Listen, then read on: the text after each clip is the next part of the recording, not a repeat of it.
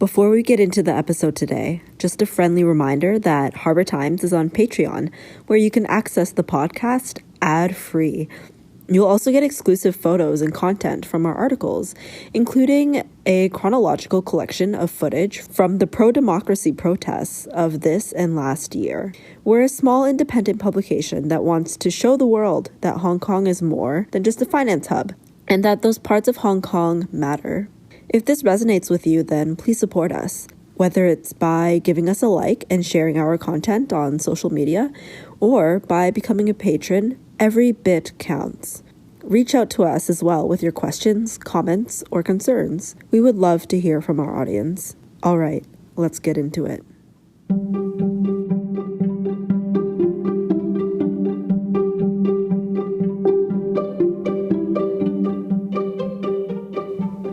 Welcome back to another edition of Spyglass. I'm your host, Jasmine Lee, and I am excited to get into this episode with you. Today, we are talking about the US, more specifically, the Hong Kongers who are advocating for recognition in the US Census. Write in Hong Konger is a new campaign that began earlier this year, encouraging those who identify as such to write down Hong Konger in the designated space when completing the US Census, which is conducted once every 10 years. This initiative was founded by Frances Hui, a student at Emerson College in Boston. According to her website, she began her foray into the world of journalism during the Hong Kong Umbrella Revolution in 2014, where she shared the stories of many Hong Kongers during the Occupy protests, which grew popular and widely shared on social media. She is also the author of the article, I Am from Hong Kong, Not China, where she elaborates on the importance and validity of expressing her identity as a Hong Konger, despite the pushback she received while living and studying in the US. Frances shared with me more about the Write in Hong Konger campaign and how it all came about. I was actually inspired by a Taiwanese campaign. They did the Write in Taiwanese campaign, I think, a year ago. They started it a year ago, and then they're still doing it for the US 2020 census. And I found it out around last December.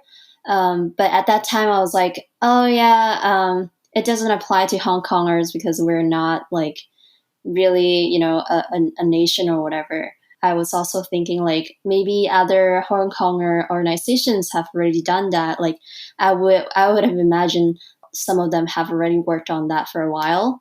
But then I think in February when I start to see more Taiwanese are promoting it, I was like, wait, actually, is that something that I can do? So I started to look into the if there are any legal problems behind it. Do I have to like prepare it ahead of time and stuff?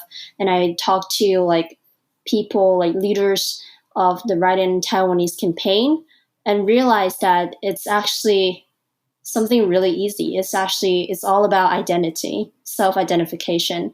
So at that time, I was like, there's no way that I don't do it because no one is doing that. And then I also think like it's the best if I pick up this role because last year I wrote the article about my identity, identifying as Hong Konger, not Chinese. So I feel like maybe I should just jump in. So I did some research and feel like we can, just kickstart it. And so I did the promotional videos and try to put people like-minded people who are interested to contribute to this campaign together, and just carry out this campaign by publishing the promotional video, and along with a fundraising website on GoFundMe. And then after that, I think about like 3 or 4 days, we already reached the fundraising goal. It seemed like you guys really, really brought support and momentum to this campaign really, really quickly since you reached your goal within 3 to 4 days. But that being said, I am curious, did you find that you faced any challenges when it first came to kind of finding people to work with or bringing momentum behind the movement when you started out? Definitely. I think at first we have we have heard of people telling us like, oh, Hong Konger is not a race.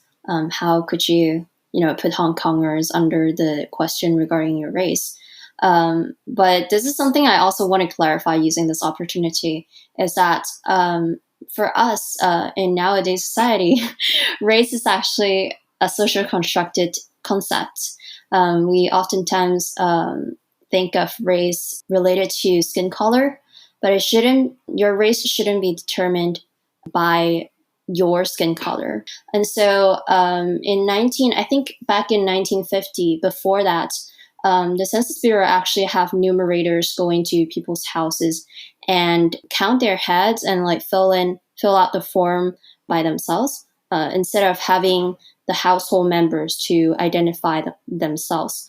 And so after, I think, starting from 1950, they actually changed the whole policy and have numerators going to people's houses and collect their forms. So collect a form that is filled out by household members themselves so that they can practice self-identification throughout the whole process. And so now, after so many years, the Census Bureau officially, if you go up to their website, they also, clarify the concept of race as self-identification. So I think for Hong Kongers, we're talking about like, the heritage and our background. And not to mention that Chinese is actually a very big term because Southern Chinese and Northern Chinese also has different blood contexts. So I think it's really, some people try to generalize us or try to put us into the Chinese concept, saying that, oh, you also have like Chinese blood and stuff. You can't just ignore that. I would really argue that because if you compare a Hong Konger with a Chinese, I think a lot of us can see differences in it. But there are a lot of, debates about it. So this is definitely one of the challenges we face, is to really explain to people about these concepts, because obviously to people in Hong Kong, it's also something really new. Like when we talk about race, it's, automatically equals to one's skin color. So yeah, that's one of the difficulties. I actually wanted to clarify with you. I've had a look through the We the Hongkongers Twitter campaign, Twitter page, and some of your graphics, and I did want to clarify. So the instruction is to fill in Hong Kongers on the line and then tick off the other Asian box. But I did want to clarify, is the question asking about your racial identity or your ethnic identity or heritage identity? I just wanted to clarify the question that's asked in the census. Right. The question basically asked, "What is your race?" And you're provided with some boxes that includes white, black, and Asian, and all other. I can't count all of them. Under the Asian box, you have options to check, Chinese, Japanese, and other Asians. There are a lot of boxes you can check it out. And then at the other Asian box, when you check that, you are given, a field for you to write in the heritage background you identify with. So in the census, is the only question relating to, say, ethnicity, heritage, or racial identity? Is there another question that asks about ethnicity? There is another. So this is a question regarding race. There is another question regarding ethnicity, which asks, "Are you of Hispanic origin?" And so the only option you have is yes or no. When it came to the specific goals you had for the campaign, what were they, and do you feel like you had achieved them?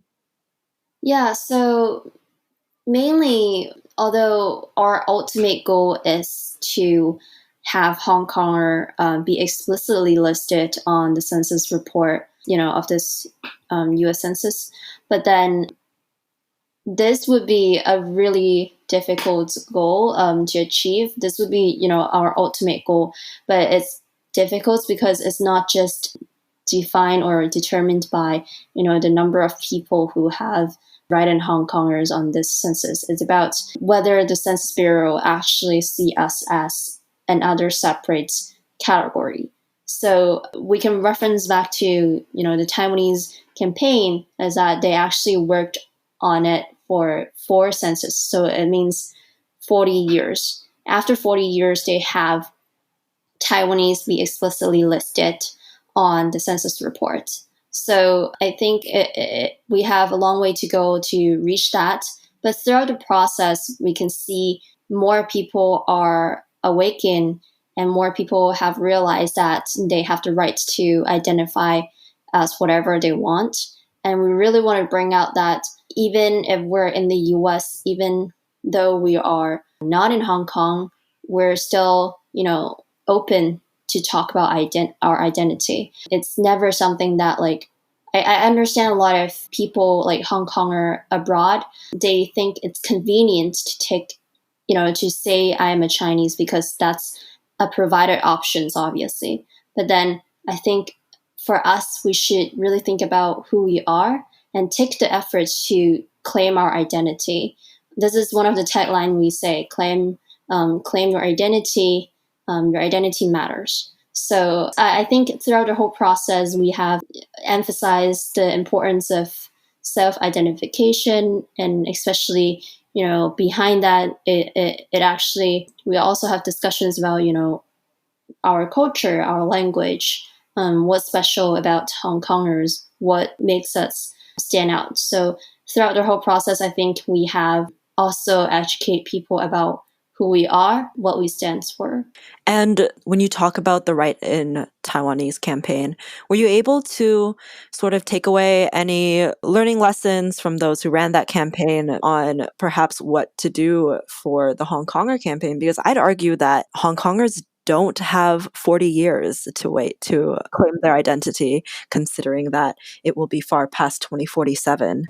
I bring up the year 2047 because that will mark the end of one country, two systems, meaning Hong Kong will no longer be considered a special autonomous region in China.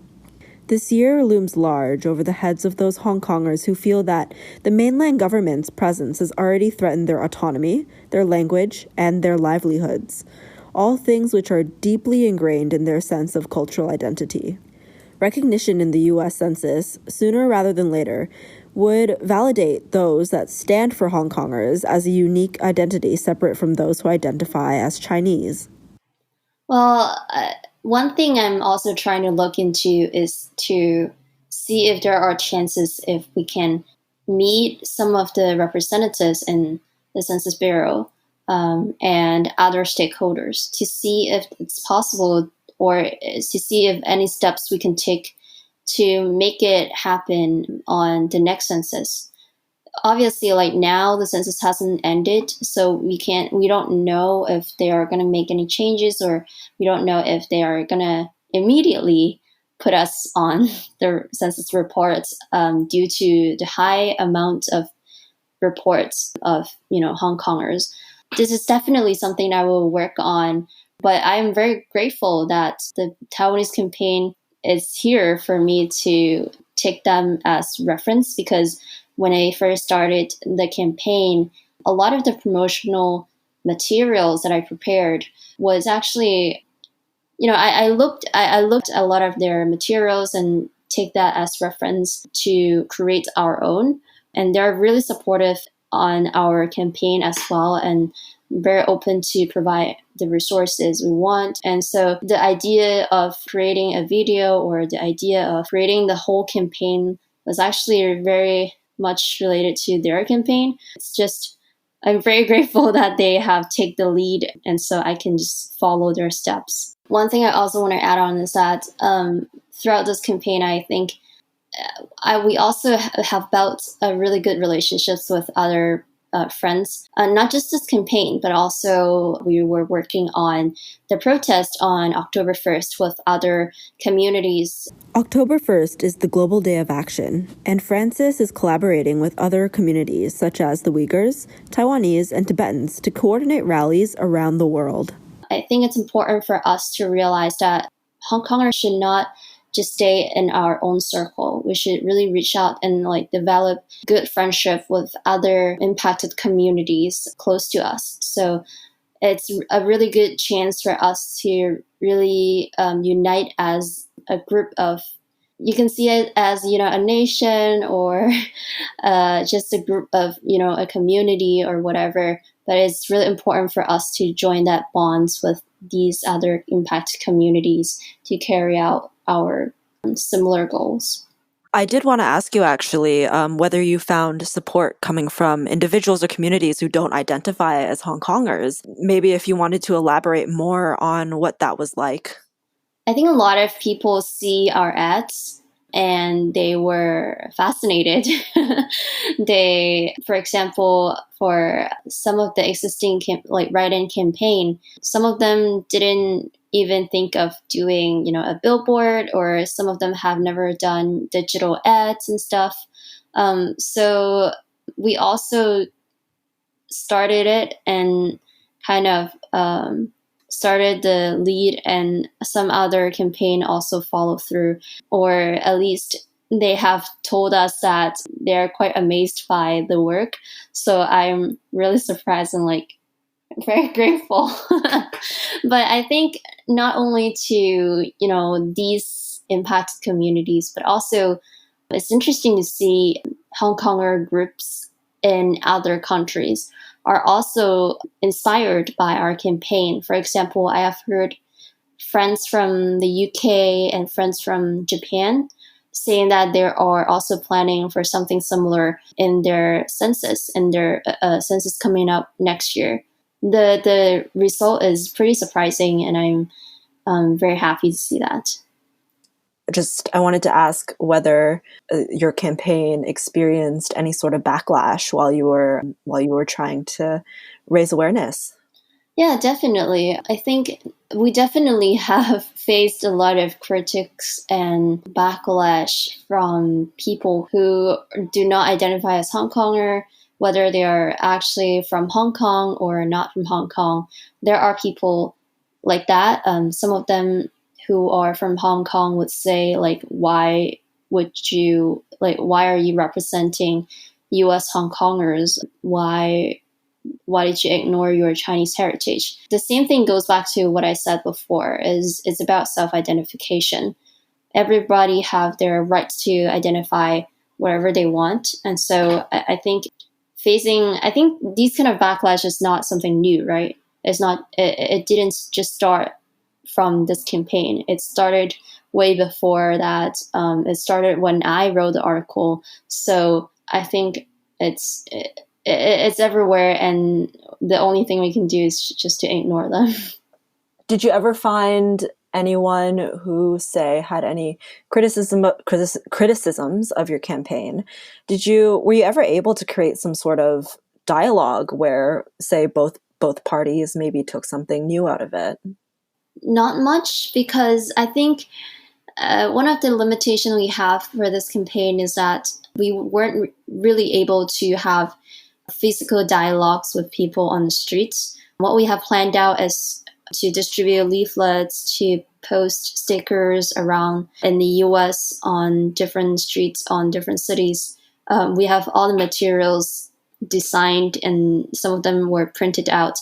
But because of the COVID-19, we weren't able to bring it to the streets. We didn't even have chance, or one or two chance, to be on the streets for that. So we weren't really, we didn't really have physical dialogues about it. When you, say, spoke to other Hong Kongers when you were spreading the word out, Hong Kongers who aren't part of the campaign, what was the general, say, reaction when they would learn about the lack of representation in the US Census? Did you find that there was a mixed reaction? Most people cared, most people didn't? What was your sense? I think so. I am actually new to the US, considering, the census happens every 10 years. And I have only been here for 4 years. So I don't know what happened before. And when the campaign first rolled out, I realized a lot of people were saying, like, oh, I have been writing this for how many years? That's all we did before. And so I'm really surprised that it is actually something a lot of Hong Kongers have already done in the past. But I still think that the majority of people who came from Hong Kong still, take it in a more convenient way to just check out the Chinese box. I've heard of my friend whose family is from Hong Kong, and when she heard about the campaign, the first reaction she had was that, oh no, my parents already filled it out and they check out the Chinese box. And so she had to go online and change that by herself, change that for herself. So I do know that there are a lot of people who have done that in the past, but obviously I think it's not so much of them, because the people we only see are the people who would talk about it. And there are a lot of people we don't see are the people who do not really talk about it or don't see it as something important to them. So those are the people who usually would write in or who would just check out the Chinese box. So I think when it first rolled out, we got a lot of support from Hong Kongers around the world, especially those in the US, because there wasn't any sort of similar campaign in the past, which we can really join efforts and, show solidarity of our community. Because of the COVID-19, they extended the deadline to September 30th, which, by the way, is my birthday. And so after that, they will end all of the census practices and carry out the timeline that was supposed to happen. So after that, the Census Bureau will start to, really assemble all the information they have. And then, according to the original timeline, President Trump will look into it by the end of the year and then approve their first report. We don't know if they have changed the time given the extended deadline, but we'll see. Having Hong Kongers appear on the census is more than just a claim of identity. In fact, as Frances is about to explain, the documentation of visible minorities is helpful for productively implementing policies and community services that are beneficial to the infrastructures and people they serve. So I got in touch with a report group leader of the census and asked them about what they think about, the write-in thing. What do they think about the race question and the existing write-in campaign? And they're really about it, because the Census Bureau want to have a full picture of the population, the U.S. population. They want to have as much complexity, just so they have a full understanding of the community, the district, and so carry out, like, in the future when they are, planning for programs or when they're designing infrastructures, designing the community events, they will have a better understanding of what has to be imposed in that community, in that specific community.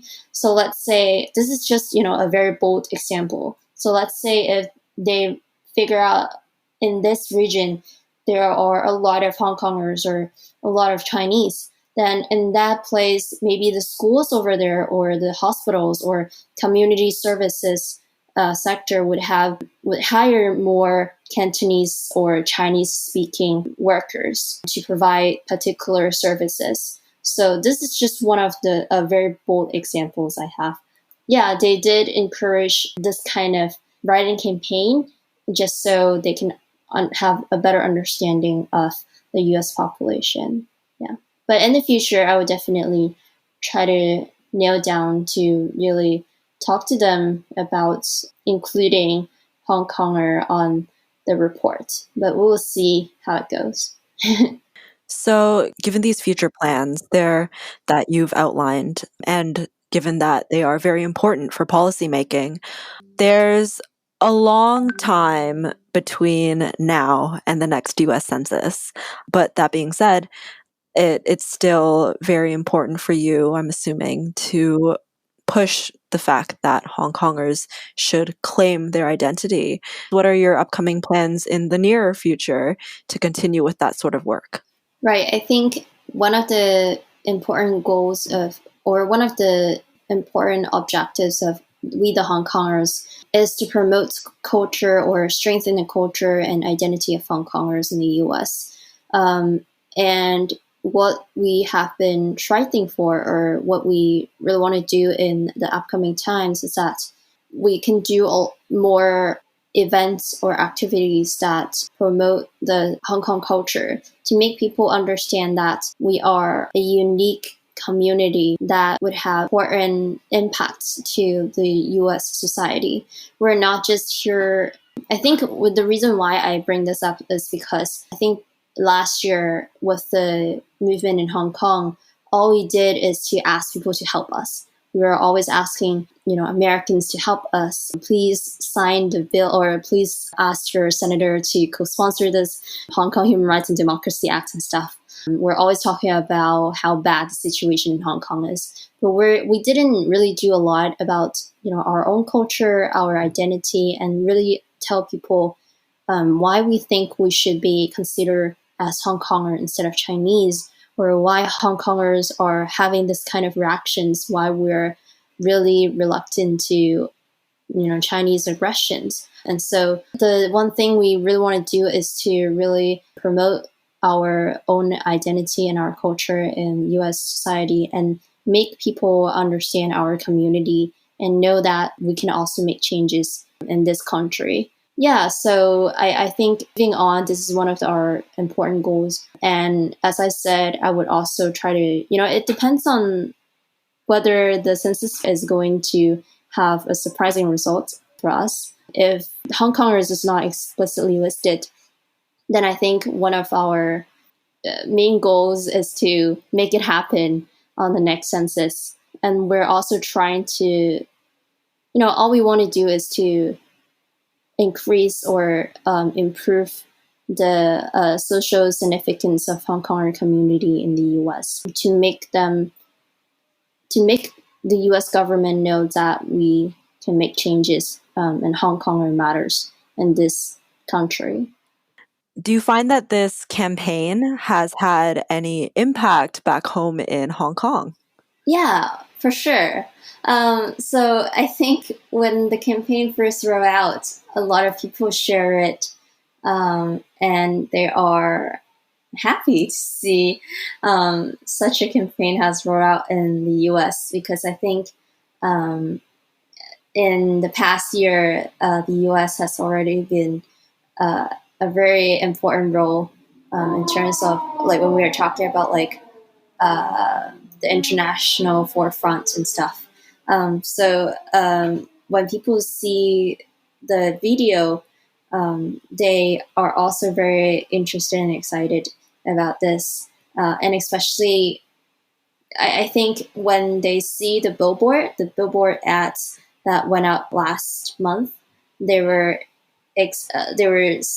very excited about it, because I think this is the first time that the word Hong Kongers are being displayed at such a prominent location.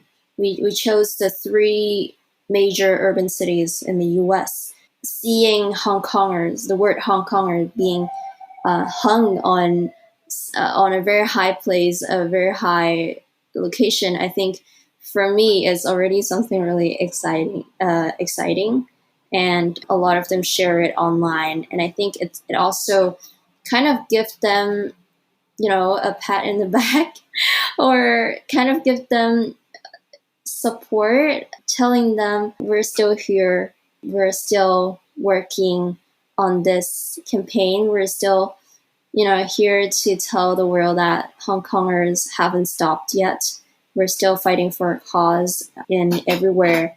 And so I think for Hong Kongers in Hong Kong, they're glad to see something is happening in the US, even though I think especially when the national security law is in place, a lot of us in Hong Kong have just shut our mouth, and a lot of them just censor themselves because they are afraid to get into legal troubles and stuff.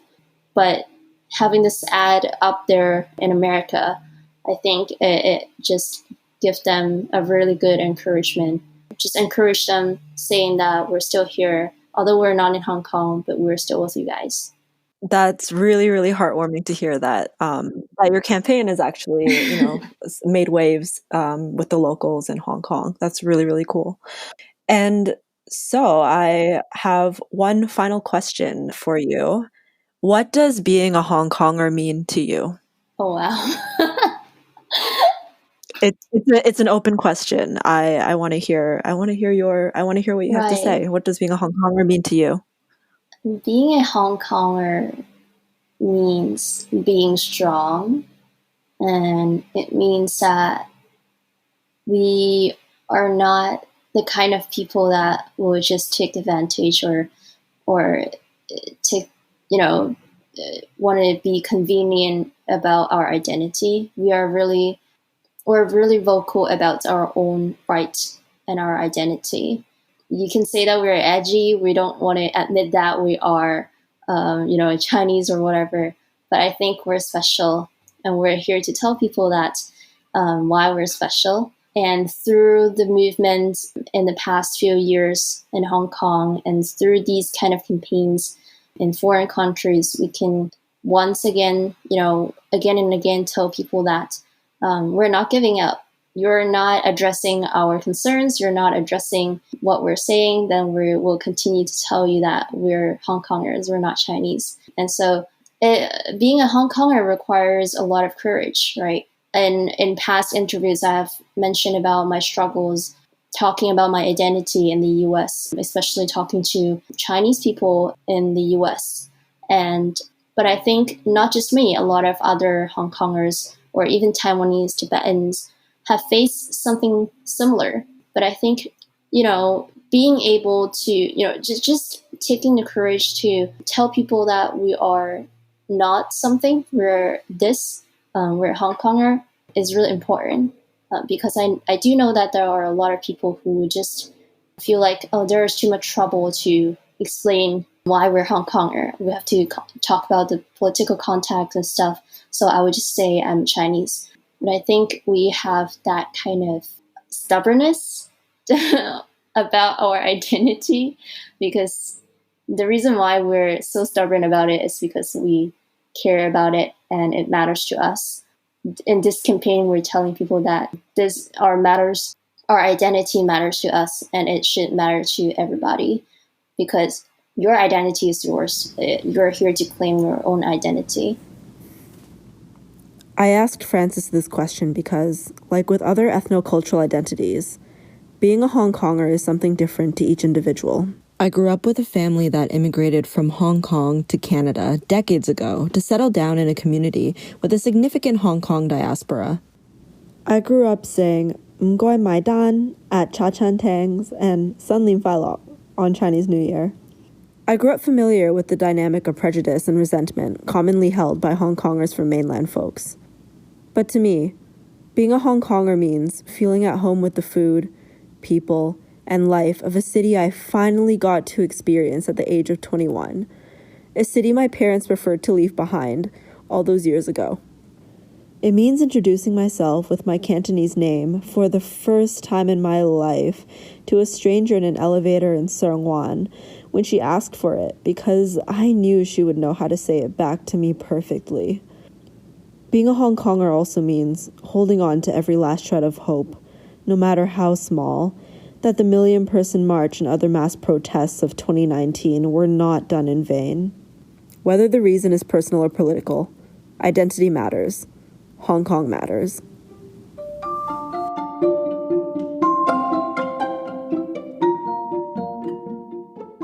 Thank you so much. And for our listeners who want to keep tabs on your work, where can they find you? I'm basically everywhere online. I have a Facebook page called Frances Hui.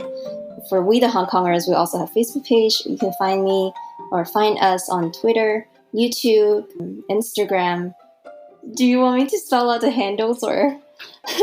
I mean, I can put it all in the show notes anyway, Okay. so I can direct our listeners there. So yeah, for any updates about the campaign or updates about what we're planning to do or what I plan to do individually, they can all be found on the social media, on Facebook, on Twitter, on Instagram. So check us out.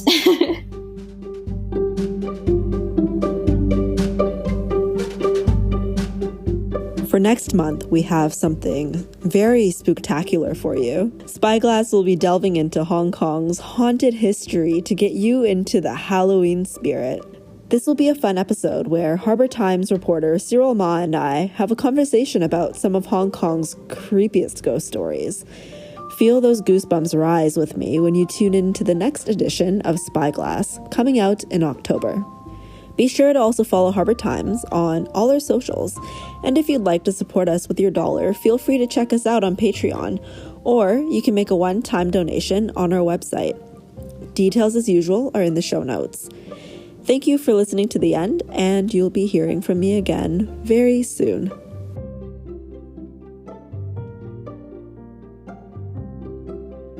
Spyglass, A Closer Look, is hosted, written, and edited by Jasmine Lee. Sound mixing by Cyril Ma.